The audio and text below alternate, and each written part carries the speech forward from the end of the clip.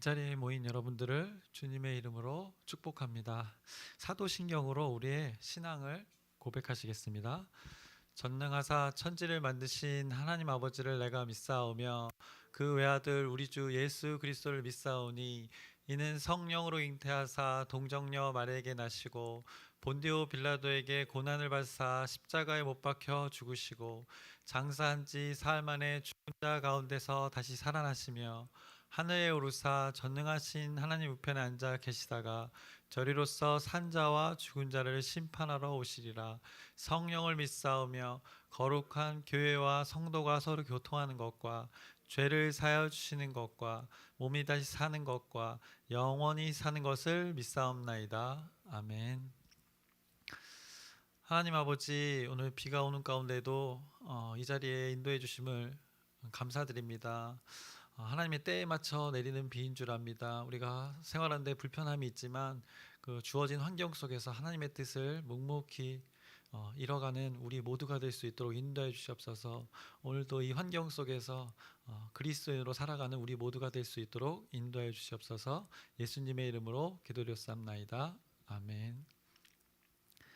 함께 찬송가 446장 찬양하시겠습니다. 새 찬송가는 446장, 통일 찬송가는 500장입니다. 주음성 외에는 주음성 외에는 참 기쁨 없도다. 날 사랑하신 주 늘 계시옵소서.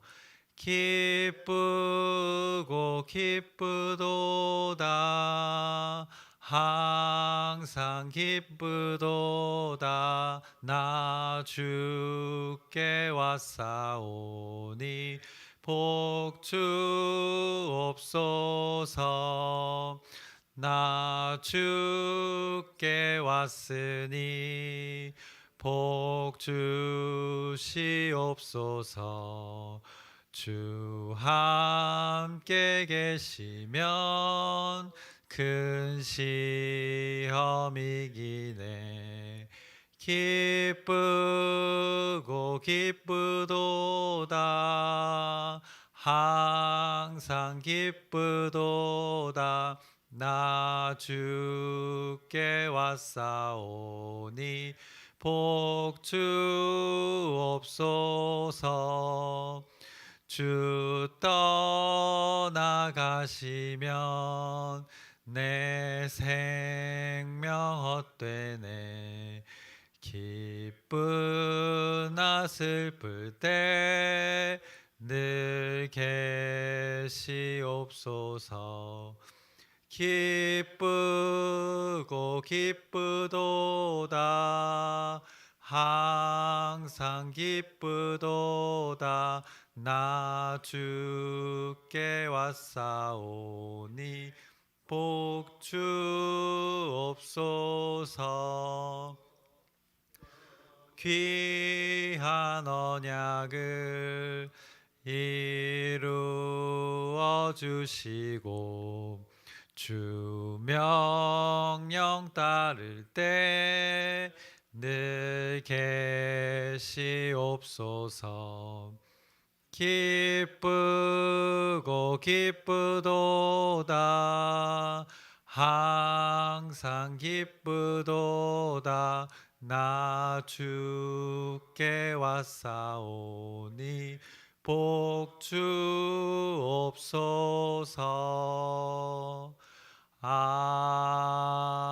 아멘. 오늘 함께 나누실 말씀은 신명기 5장입니다. 신명기 5장 전체의 말씀인데 함께 오늘 읽을 말씀은 5장 22절부터 33절까지 읽겠습니다. 5장 22절에서 33절까지 교독하시겠습니다. 제가 먼저 22절 읽겠습니다.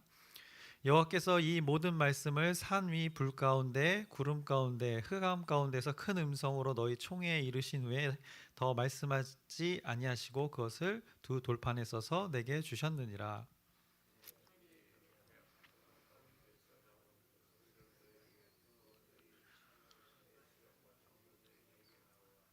말하되 우리 하나님 여호와께서 그의 영광과 위엄을 우리에게 보이심에 불 가운데서 나오는 음성을 우리가 들었고 하나님이 사람과 말씀하시되 그 사람이 생존하는 것을 오늘 우리가 보았나이다.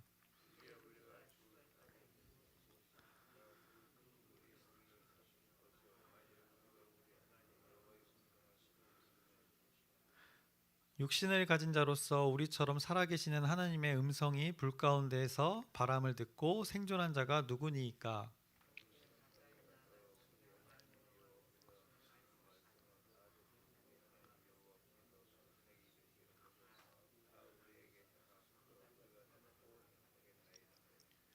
여호와께서 너희가 내게 말할 때 너희가 말하는 소리를 들으신지라. 여호와께서 내게 이르시되 이 백성이 내게 말하는 그 말소리를 내가 들은즉 그 말이 다 옳도다.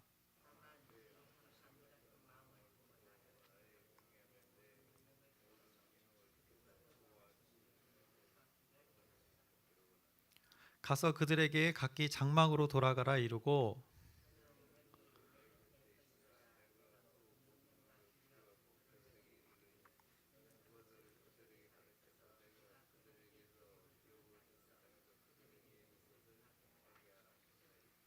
그런즉 너희 하나님 여호와께서 너희에게 명령하신 대로 너희는 삼가 행하여 좌로나 우로나 치우치지 말고 너희 하나님 여호와께서 너희에게 명령하신 모든 도를 행하라.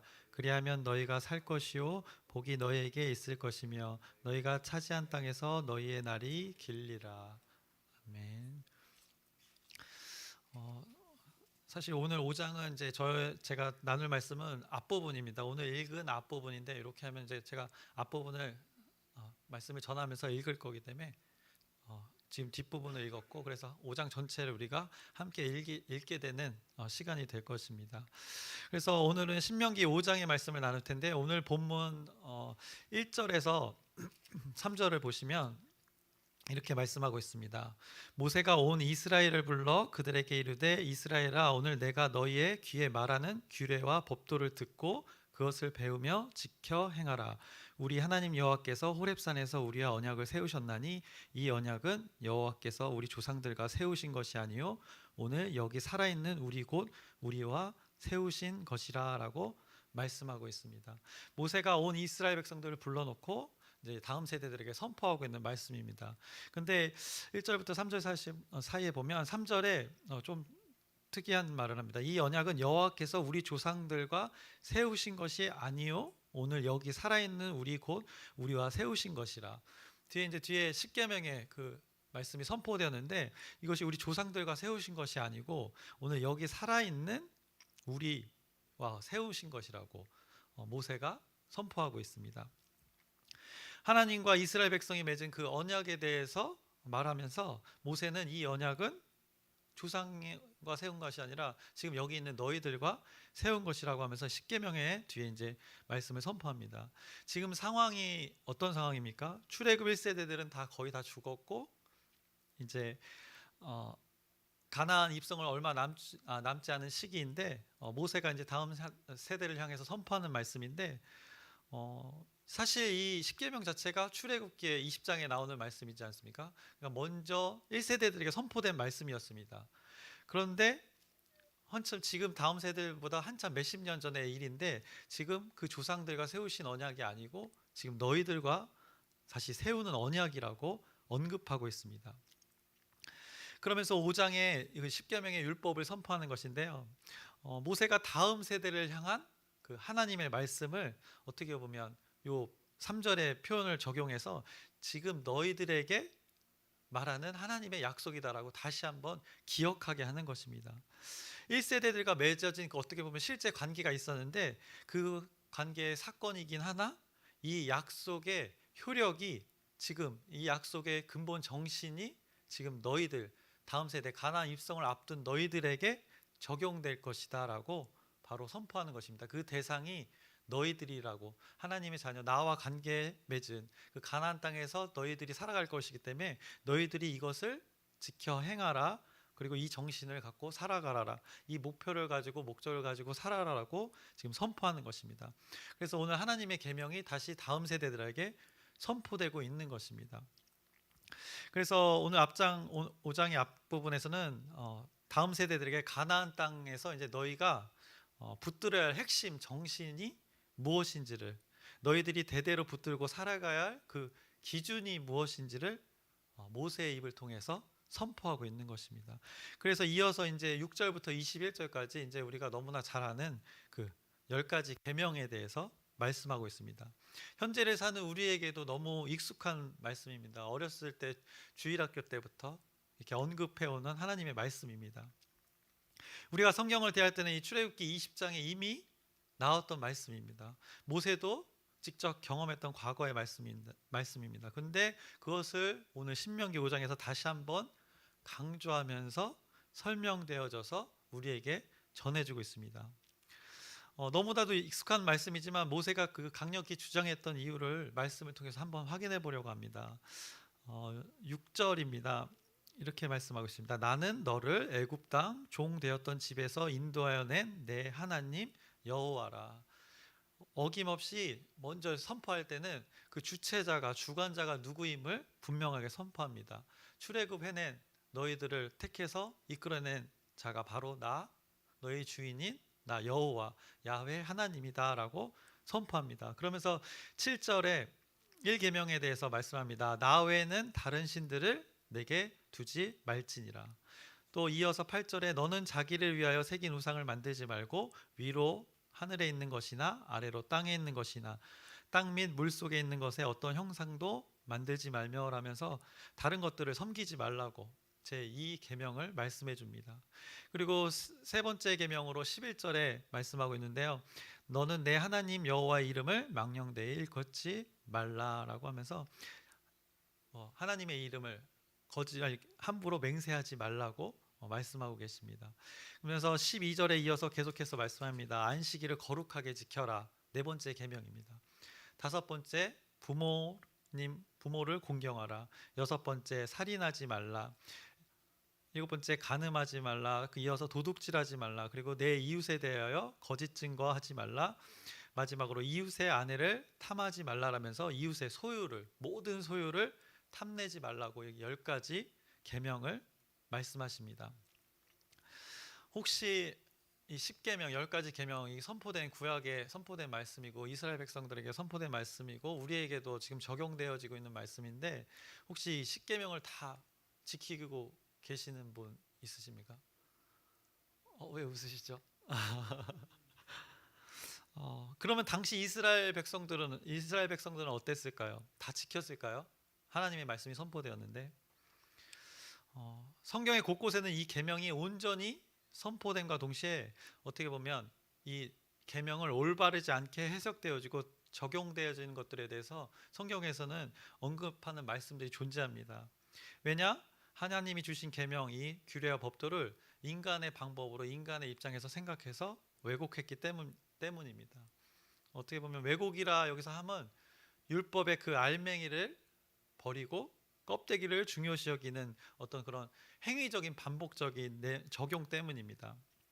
한마디로 율법의 그 정신은 온데간데 없고 율법을, 오늘 주어진 계명을 지키냐 안 지키냐의 접근으로 율법을 들고 상대를 난도질하고 또 자신을 난도질하는 사용한 이들이 존재했기 때문입니다. 그래서 마태복음 5장 17절 말씀에 이런 말씀이 있습니다. 내가 율법이나 선지자를 폐하러 온 줄로 생각하지 말라. 폐하러 온 것이 아니요 완전하게 하려 함이라라는 말씀이 있습니다.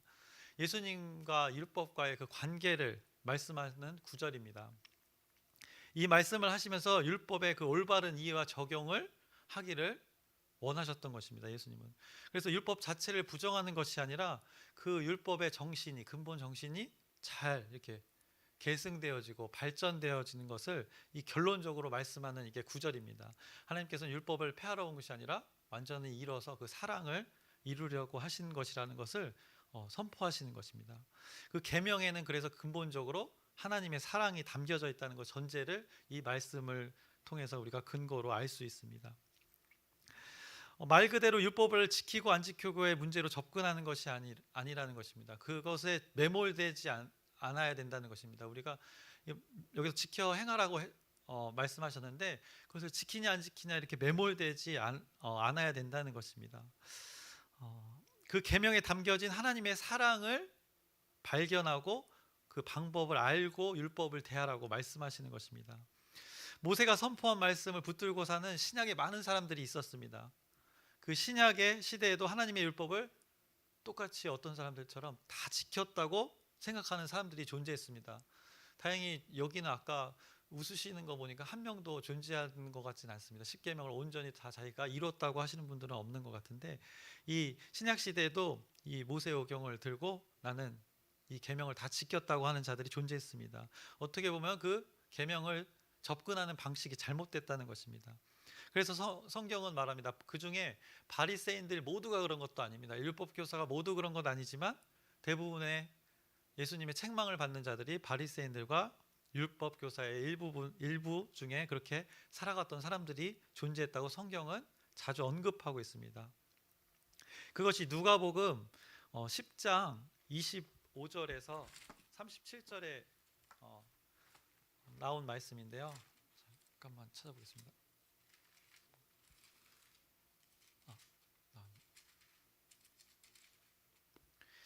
이거 너무나 잘 아는 말씀입니다. 그 강도 만난 이웃을 비유로 예수님께서 율법의 계명을 적용한 말씀입니다. 보면은 율법 교사가 예수님께 시험하여 질문합니다. 영생을 어떻게 하면 영생을 얻냐고 했더니 예수님께서 이제 비유로 말씀하십니다. 그래서 강도 예루살렘에서 여리고성으로 이제 내려가는 자가 있습니다. 근데 강도를 만나서 거의 이제 죽을 지경에 이르렀습니다. 근데 그것을 본 자가 한 사람이 있었습니다. 처음에 누가 지나갑니까? 제사장이 지나갑니다. 근데 제사장이 지나가는 것을 보고 그냥 지나칩니다. 왜냐하면 그 자신의 율법에서는 거의 죽어가는 사람은 부정하게 되기 때문에 그냥 자기 그 법을 지키기만을 위해서 그 죽어가는 사람을, 죽었을 수도 있는 반 죽어간 사람이 기 때문에 만지면 부정해지니까 그냥 지나가게 된 것입니다. 이어서 레위인이 또 지나갑니다. 레위인도 마찬가지입니다. 제사장, 하나님의 일을 감당하는 자신의 율법이 존재했기 때문에 이 사람을 건들 수 없었던 것입니다. 그것을 예수님이 비유로 말씀하시는 것입니다. 근데 사마리아 사람은 어떻게 했습니까? 어떻게 보면 하나님을 믿는 자들은 사마리아 사람을 그때는 사람 취급을 안 했는데, 그 사람은 그 죽어가는 자를 이끌고 여관 같은 곳에 데려놓고 기름과 포도주로 잘 치료도 해주고 오히려 돈도 주면서 이 사람을 잘 케어해 달라고 부탁을 합니다. 그러면서 예수님께서 말씀하신 것입니다. 율법을 잘 온전히 이렇게 잘 적용해야 된다. 율법을 이렇게 잣대로 사용해서 자기가 지켰냐 안 지켰냐의 그것에 중심을 둬서 살아가는 것이 아니라는 것을 분명하게 이 말씀을 통해서 비유로 말씀해 주셨습니다. 그래서 율법만을 기억했던 이들을 책망하고 계십니다. 율법에 온전한 정신이 있는데 그것을 왜곡한 자들을 책망하시고 계십니다. 그래서 지키냐 안 지키냐에 매몰되어서 정작 알맹이 없는 껍데기만을 붙드는 그 하나님을 믿는 자들에 대해서 책망하는 말씀을 전하고 계신 것입니다. 그러면 예수님이 율법을 이렇게 새롭게 해석하신 것일까요? 이 말씀에서? 아닙니다. 율법의 올바른 어떻게 보면 이해와 적용을 다시 한번 확인시켜 주고 계시는 것입니다. 우리 계명을 얘기하면 1부터 4계명까지는 우리는 하나님 사랑, 또 그 이유는 이웃 사랑이라고 그냥 쉽게 얘기하지 않습니까? 근데 막상 또 계명을 대할 때는 우리는 우리가 지켰나 안 지켰냐 이렇게 접근하는 경향이 있다는 것입니다. 그러니까 한마디로 하나님과 이스라엘 백성들이 관계를 맺었는데 하나님의 백성으로 살아가는 자들의 기본을 말씀해 주시는 것입니다. 기본이라고 해서 어떤 우리가 갖춰야 할 덕목으로 생각하시지 마시고, 이거는 사람이 애초에 지킬 수 없는 것을 하나님께서 선포하신 것입니다.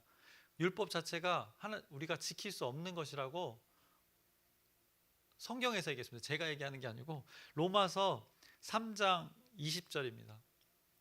그러므로 율법의 행위로 그의 앞에 의롭다 하심을 얻을 육체가 없나니 율법으로는 죄를 깨달음이니라. 율법의 행위로 온전할 수 있는 자가 아무도 없다고 말씀합니다. 율법으로는 다만 죄 드러나게 하는, 자신을 보게 한다는 하나님의 말씀입니다. 그래서 우리가 바라봐야 할 그 방향을 제시해 준 겁니다. 하나님의 백성으로서 우리가 추구해야 할 목표점, 그 지향점을 이 십계명을 약속을 주신 것입니다. 그런데 이제 뒤에는 이제 바리새인들이나 율법 교사가 아까 나왔지만 이것이 변질되어서 지키냐 안 지키냐의 문제로 해서 그 죽어가는 사람도 자기의 그 율법 때문에 구하지 못하는 안타까운 일들을 예수님께서 비유로 말씀하시면서 책망하신 것입니다. 그래서 어떻게 보면 성경 전체 뭐 지켜라 행하라, 물론 이 지켜라의 의미가 굉장히 중요한 것입니다. 그래서 하나님과 백성과의, 하나님을 믿는 자와 하나님과의 그 관계에서 항상 성경을 바라봐야 합니다. 그것이 언약이라는 것인데, 그래서 성경을 이분법적으로 사고해서는 안 된다는 것입니다. 했냐 안 했냐, 지켰냐 안 지켰냐, 이런 접근으로만 나가면 우리가 하루에도, 우리는 매일 몇 번씩 죽어나가야 합니다. 눈이 막 뽑혔는데 또 뽑혀야 되는 상황이 옵니다. 왜냐하면 하나님의 계명을 지켰냐 안 지켰냐의 문제로 접근하면 이런 상황이 벌어진다는 것입니다. 그래서 비록 성경에서는 이렇게 어떻게 보면 복과 저주를 분명하게 구분돼서 대립해서 말씀해 주시고 빛과 어둠으로 이렇게 대립해서 표현되더라도 이 내용까지도 우리가 이분법적으로 사고해서는 안 된다는 것입니다. 하나님 말씀 안에 담겨 있는 그 동기와 의미를 우리가 바르게 알아야 한다는 것입니다. 그래서 하나님을 말씀을 대할 때 우리가 규칙으로 대하지 말고, 또 팩트 체크 뭐 이렇게 해가지고, 요즘 뭐 팩트 체크 굉장히 중요하게 여기잖아요. 근데 그런 식으로 접근하면 나만 할 자가 없다는 것입니다. 하나님의 정신도, 말씀의 정신도 그것이 아니라는 것입니다. 그래서 예수님께서는 그 바리새인들을 독사의 자식들이라고 호되게 선포하신 것입니다. 그래서 오늘 말씀으로 다시 돌아와서 오늘 말씀에 십계명을 대합니다. 그래서 여러분들도 규칙으로 대하지 마시고 하나님의 참 사랑으로 대하시길 바랍니다. 그래서 1부터 4계명은 하나님에 대한 사랑인데 하나님께 대한 경배의 말씀입니다. 그리고 5부터 10번째까지의 계명은 사람과 사람 사이의 그 사랑과 존중을 말씀하고 있습니다. 다시 한번 말씀드리지만 규칙으로 대하지 않았으면 좋겠습니다. 1계명은 경배의 대상이 누구인지를 분명하게 제시해 줍니다. 유일하신 여호와 한 분이심이 그 대상이 무엇인지를 알려주고 계십니다. 두 번째 계명은 경배의 방법을 알려주고 있습니다. 다른 존재하지 않는 신을 섬기지 말아라라고 선포하고 계시는 것입니다. 너희 자신들을 위한 그 우상을 만들지 말라고 선포하십니다. 세 번째 계명은 경배의 그 정신을 확인시켜 주시는 것입니다. 여호와의 이름을 망령되이 일컫지 말라, 여호와의 이름을 부르면서 거짓 맹세하지 말라고 분명하게 말씀하십니다. 네 번째 계명은 경배의 시간에 대해서 말씀해 주십니다. 안식일을 지켜라 라고 했는데 그 구별된 시간을 기억하라고 말씀하십니다. 여기서 하나님께 대한 경배를 말씀하시면서 결국 어떻게 보면 요구된다는 표현을 할 수 있는데 믿음이 요구되는 것입니다. 하나님의 사랑이 담긴 첫 번째부터 네 번째까지의 계명인데 그것에 반응하는 방법은 우리가 믿음밖에 없습니다. 우리의 몫은 믿음으로 그것에 반응하는 것입니다. 계명에 우리가 열심으로 할 수 있는 건 하나도 없다고 아까 로마서 말씀에서도 선포하셨습니다. 우리가 받은 선물로 그것에 하나님의 반응할 수 있는 것입니다. 그것이 오직 믿음이라는 것입니다. 구약도 동일합니다. 하나님의 존재를 믿음으로 그것이 온전케 된다고 성경에서는 말하고 있습니다. 나중에 시간이 되면 이제 구약에 대한 믿음을 한번 따로 나눴으면 좋겠습니다. 이어서 5번째부터 10번째 계명은 그 믿음을 하나님께서 어떻게 보면 요구하신 믿음을 바탕으로 한 행함으로의 반응을 말씀하고 있습니다. 분명히 제가 말씀드렸지만 믿음을 바탕으로 한 행함이라고 말씀드렸습니다. 그래서 사실 성경에 원리적으로 본다면 믿음을 소유하면 그 행함이 당연히 드러나게 돼 있는 것입니다. 그래서 이분법적으로 사고하지 말라는 게 믿음과 행함을 막 이렇게 잘라서 이건 이거고 이건 저거고 이렇게 생각하면 안 된다는 것입니다. 사실 이신칭의도 그때 당시에 너무 행함이 강조됐으니까 그 믿음을 강조한 그 말씀이 선포였는데 믿음을 소유하면 당연히 그 행함이 나타나게 된다는 것입니다. 그 행함이 드러나게 됨을 언급하는 것이 다섯 번째부터 열 번째 계명입니다. 이웃 생명을 존중하게 된다는 것입니다. 하나님을 경배하면, 하나님의 사랑을 알게 되면, 하나님 사랑을 하면 이웃 가정을 존중하게 되고, 이웃 재산을 인정하게 되고, 이웃 사랑에 대해서 당연히 그것이 따라온다는 것입니다. 그래서 오늘 5장에 선포된 크게 두 부류의 계명이, 이 두 돌판이 있는데, 두 돌판이 합쳐질 때 온전한 그 하나님께서 말씀하신 성경의 사랑이 되어진다고 말씀하고 계십니다. 이것이 가나안 땅에서 대대로 그 목적과 목표를 살아가야 할 하나님 백성, 이스라엘 백성들 다음 세대의 몫이라고 지금 선포하는 것입니다. 이 놀라운 것을 하나님께서 이끌어 가시겠다고 선포하시는 것입니다. 너희는 할 수 없으니까 이거 내가 지금 선포하는데 내가 이끌어 가겠다, 목표점을 던져주신 것입니다. 누가 먼저 찾아오셨습니까? 누가 먼저 약속하셨습니까? 누가 약속의 내용을 먼저 제시하셨습니까? 그것을 생각하시면 됩니다. 그러면 결국 인도하시는 분은 여호와 하나님이시라는 것입니다. 모세를 통해서 하나님께서는 이렇게 선포하신 것입니다. 다음 세대를 향해서 나의 자녀들아 이렇게 살아라. 가나안 땅에서의 이 삶에 대해서 선포해 주시는 것입니다. 그것이 계속 전해져서 지금 우리에게까지 지금 이 하나님의 계명이 전해지고 있는 것입니다. 그래서 우리에게도 말씀하십니다. 이 계명대로 이렇게 살아라. 이 목표점을 바라보며 살아라. 이게 하나님 자녀의 기본된 바로 이것이 기본이다라고 우리에게 선포해 주고 계십니다. 그래서 이제 말씀을 정리합니다. 여러분에게 어떻게 보면 너무나도 익숙하고 어떻게 보면 너무 오랫동안 들었던 진부한 하나님의 말씀일 수 있는데 하지만 하나님이 분명 하나님의 자녀로서 살아가면서 기본이 되는 그 하나님의 계명임을 여기에 말씀하시면서 우리에게 전달해 주고 있는 것입니다.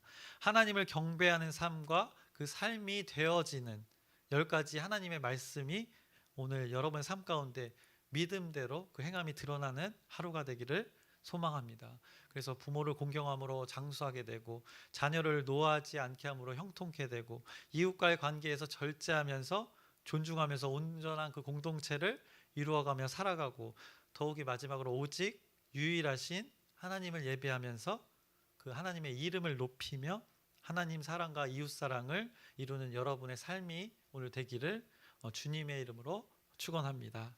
말씀을 마치겠습니다.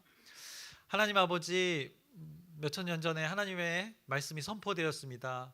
우리를 거룩하고 흠없는 존재로 이끌기 위한 하나님의 목적과 목표가 분명히 드러난 하나님의 10가지 말씀이었습니다. 그것에 하나님의 사랑과 이웃 사랑에 대한 말씀이 담겨져 있습니다. 그것에 우리가 오늘 이 삶을 살아가면서 믿음으로 반응하여서 믿음이 온전케 이루어져서 행함으로 드러나게 되는 하나님께서 이루시는 우리의 오늘의 삶이 될 수 있도록 인도하여 주시옵소서. 예수님의 이름으로 기도드렸사옵나이다. 아멘. 하늘에 계신 우리 아버지여, 이름이 거룩히 여김을 받으시오며 나라의 마옵시며 뜻이 하늘에서 이루어진 것 같이 땅에서도 이루어지이다. 오늘날 우리에게 일용할 양식을 주옵시고 우리가 우리에게 죄 지은 자를 사하여 준 것 같이 우리의 죄를 사하여 주옵시고 우리를 시험에 들게 하지 마옵시며 다만 악에서 구하옵소서. 나라와 권세와 영광이 아버지께 영원히 있사옵나이다. 아멘.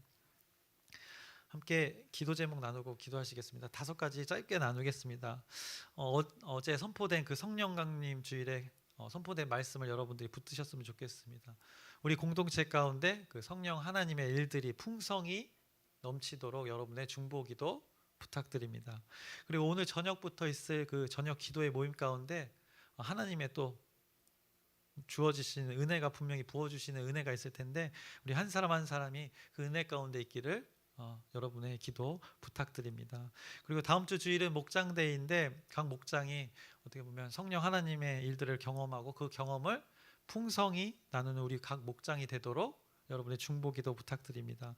한 가지 더 이제 말씀드리는 건 토요일에 있을 어린이 모임 가운데 비록 작은 모임이지만 그 시간을 통하여서 하나님을 어린이들이 올바르게 알게 되는 그 첫 디딤돌이 되는 그 시간이 되게 해달라고 여러분의 기도 부탁드립니다. 마지막으로 우리가 언제나 기도했던 그 치유를 위한 기도, 아픈 자를 위한 기도를 여러분의 중보기도 부탁드립니다. 그래서 여러분이 가져나온 그 기도 제목들을 하나님께 아뢰면서 주님의 이름을 크게 부르짖고 기도하시겠습니다.